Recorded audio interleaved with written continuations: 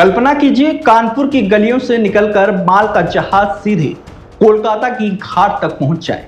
सड़क का traffic jam, diesel की महंगाई और समय की बर्बादी सब खत्म। जी हां, गंगा मैया अब सिर्फ पूजा पाठ ही नहीं बल्कि व्यापार और तरक्की की एक नई जीवन रेखा बनने वाली है।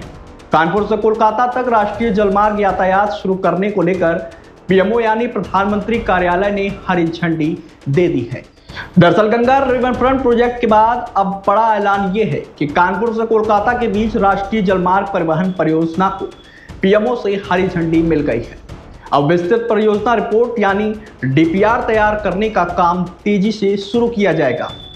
बता दें कि कानपुर के सांसद रमेश अवस्थी ने 2 फरवरी को पीएमओ को ये प्रस्ताव भेजा था और अब सरकार इसे मिशन मोड पर ले रही है।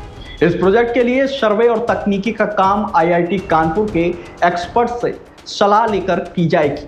खास बात यह है कि कानपुर से कोलकाता तक जलमार्ग की दूरी सिर्फ 200 किलोमीटर है, जबकि सड़क से यह दूरी 335 किलोमीटर बताई जाती है। यानी माल ढुलाई में समय और खर्च दोनों में भारी बचत होगी। वह एक्सपर्ट्स का कहना है कि जलमार्ग से कार्गो ट्रांसपोर्ट रेल और सड़क से करीब 50% सस्ता पड़ सकता है। इससे सामान की कीमतें गिरेंगी, महंगाई पर लगाम लगेगी और आम आदमी को सीधी राहत मिलेगी। और फायदा सिर्फ व्यापार तक ही नहीं, उत्तर प्रदेश में आर्थिक गतिविधियां तेज होंगी, कारोबार बढ़ेगा और पर्यटन को भी एक नया बूस्ट मिलेगा।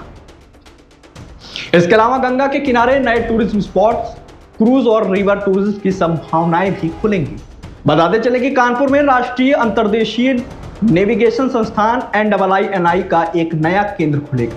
यहाँ हर साल 2000 युवाओं को ट्रेनिंग दी जाएगी। इंजन ड्राइवर हो, जहाज बनाने वाले कारीगर, कार्गो हैंडलिंग एक्सपर्ट्स तैयार किए जाएंगे। ऐसे में उत्तर भारत के लाखों युवाओं के लिए जल परिवहन सेक्टर में नौकरियां और स्किल्स का नया दरवाजा खुलेगा। तो गंगा अब सिर्फ आस्था की नहीं, विकास की भी धारा बन रही है।